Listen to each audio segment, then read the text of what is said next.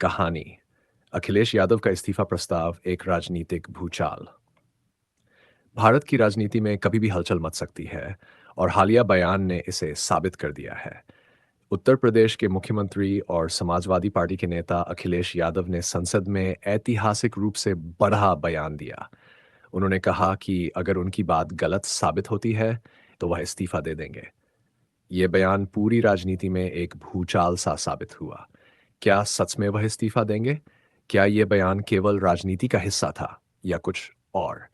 ये कहानी इसी राजनैतिक घटनाक्रम को विस्तार से समझाने की कोशिश करती है। चरण 1। महाकुंभ की भयावहता। उत्तर प्रदेश में महाकुंभ मेला एक बड़ी धार्मिक घटना है जिसमें लाखों लोग शामिल होते हैं। इस बार महाकुंभ में भगदड़ मचने की खबर आई जिसमें कई लोग घायल हुए और कई की जान चली गई। अखिलेश यादव ने इस घटना पर तीखी प्रतिक्रिया दी और सरकार की तैयारियों पर सवाल उठाए। अखिलेश ने आरोप लगाया कि सरकार ने इस घटना को लेकर सही तैयारी नहीं की थी और ये जानलेवा हादसा हो सकता था।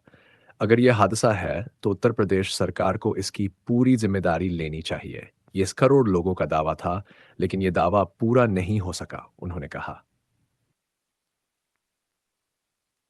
चरण 2। इस्तीफे की चुनौती। अखिलेश यादव ने संसद में साफ कहा कि यदि इस मुद्दे पर सरकार को दोषी नहीं ठहराया जाता और सही कार्रवाई नहीं की जाती तो वह इस्तीफा देने के लिए तैयार हैं। इस बयान ने राजनीतिक हलकों में हलचल मचा दी। उनके इस बयान को एक तगड़ा राजनीतिक बयान माना गया और यह चर्चा का केंद्र बन गया। अगर मेरी बात गलत साबित होती है तो मैं इस्तीफा दे दूंगा, अखिलेश ने कहा। उनका यह बयान केवल एक प्रतिक्रिया नहीं था, बल्कि उन्होंने अपने दावों को लेकर विश्वास जताया कि सरकार सही तरीके से काम नहीं कर रही। यह बयान न केवल विपक्ष को जवाब देने का तरीका था, बल्कि उन्होंने सत्ता में बैठे लोगों को चुनौती दी थी। चरण 3। केंद्रीय मंत्री की प्रतिक्रिया। इस बयान के बाद केंद्रीय मंत्री BL वर्मा ने अखिलेश यादव के बयान का विरोध किया और कहा कि ये एक दुखद घटना थी, लेकिन इसे राजनीतिक रंग नहीं दिया जाना चाहिए। उन्होंने महाकुंभ में हुई भगदड़ को एक हादसा बताया और कहा कि इस पर राजनीति नहीं होनी चाहिए। इस तरह के बयान सिर्फ राजनीति को भड़काने के लिए दिए जाते हैं। हमें दुख है, लेकिन इसे दुराचार नहीं माना जा सकता, वर्मा ने प्रतिक्रिया दी। विपक्ष का विरोध।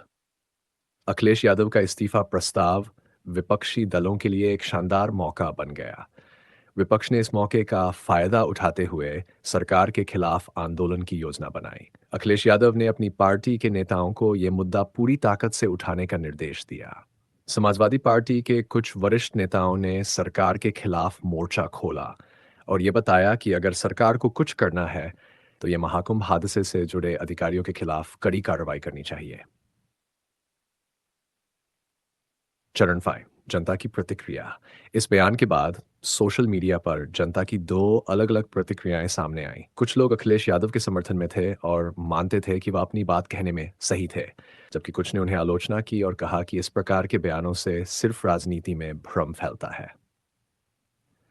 पार्टी समर्थकों ने अखिलेश के इस कदम को साहसिक माना, वहीं कुछ विपक्षी नेताओं ने इसे चुनावी हथकंडा करार दिया।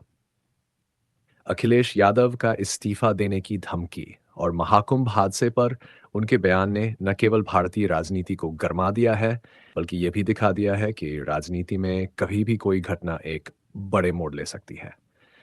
सवाल यह है कि क्या सच में अखिलेश यादव इस्तीफा देंगे या ये केवल चुनावी राजनीति का हिस्सा है?